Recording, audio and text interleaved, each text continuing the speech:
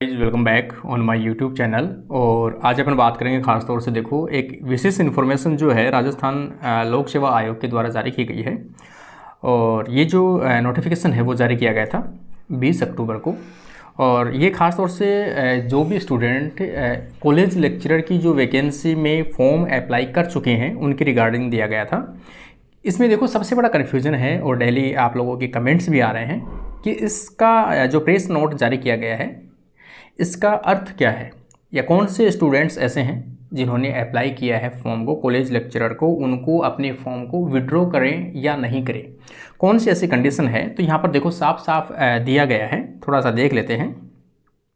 आचार्य सहायक आचार्य कॉलेज शिक्षा विभाग 2023 के पदों हेतु विज्ञापन अनुसार वांछित न्यूनतम शैक्षिक योग्यता नहीं होने के बावजूद भी आवेदन करने वाले अभ्यर्थियों को आयोग द्वारा दिनांक 16 अक्टूबर 2023 को जारी प्रेस विज्ञप्ति के तहत दिनांक 18 अक्टूबर 2023 से 25 अक्टूबर तक ऑनलाइन आवेदन विड्रॉ करने का अवसर प्रदान किया गया है।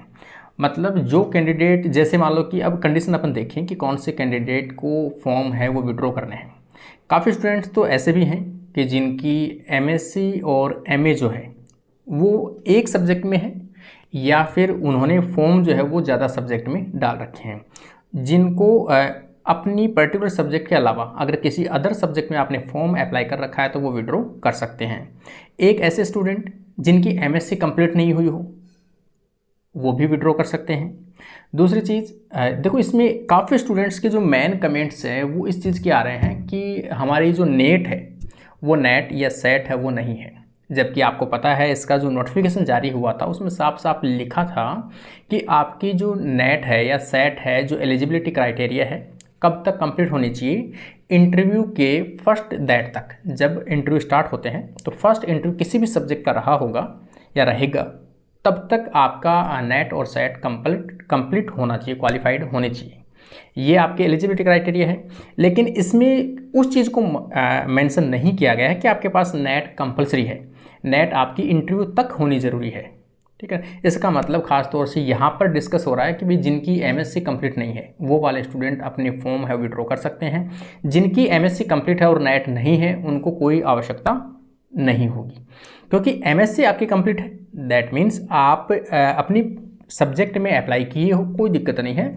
नेट या सेट है वो आपकी इंटरव्यू डेट तक आप क्वालिफाई कर लोगे, कोई दिक्कत नहीं है इसमें।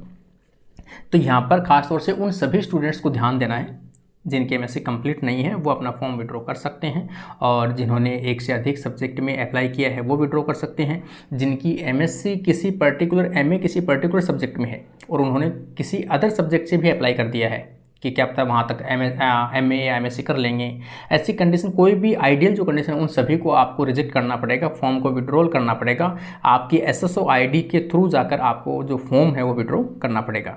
तो इसका मतलब आपके पास अगर एमएससी कंप्लीट है, नेट नहीं है, तो आप इससे निश्चित रहिए, आपको फॉर्म विड्रॉ करने की आवश्यकता नहीं है।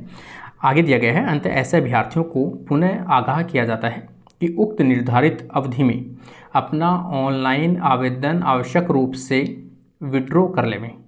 ठीक है, निर्धारित दिनांक 25 अक्टूबर के उपरांत विज्ञापन के अनुसार वांछित न्यूनतम शैक्षणिक योग्यता नहीं होने के बावजूद भी आयोग को असत्य रूप से ऑनलाइन आवेदन करके इस परीक्षा में आयोजन में बाधा उत्पन्न करने वाले अभ्यर्थियों द्वारा ऑनलाइन आवेदन विड्रॉ नहीं करने पर ऐसे अभ्यर्थियों के विरुद्ध आईपीसी की धारा 182 के अंतर्गत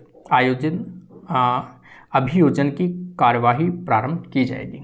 तो मैंने कह दिया, अगर आपकी एमएससी कंप्लीट है, आपके नेट या सेट नहीं है, तो आप निडर रहिए, आपको कोई आवश्यकता नहीं है।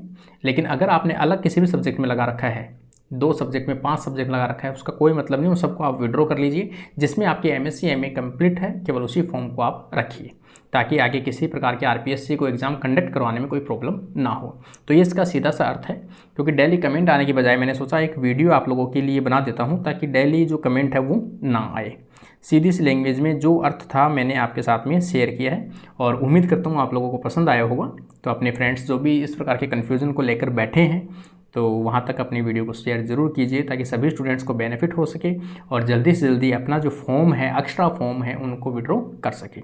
आज के लिए अपनी सूचना यहीं कंप्लीट होती है। Thank you friends.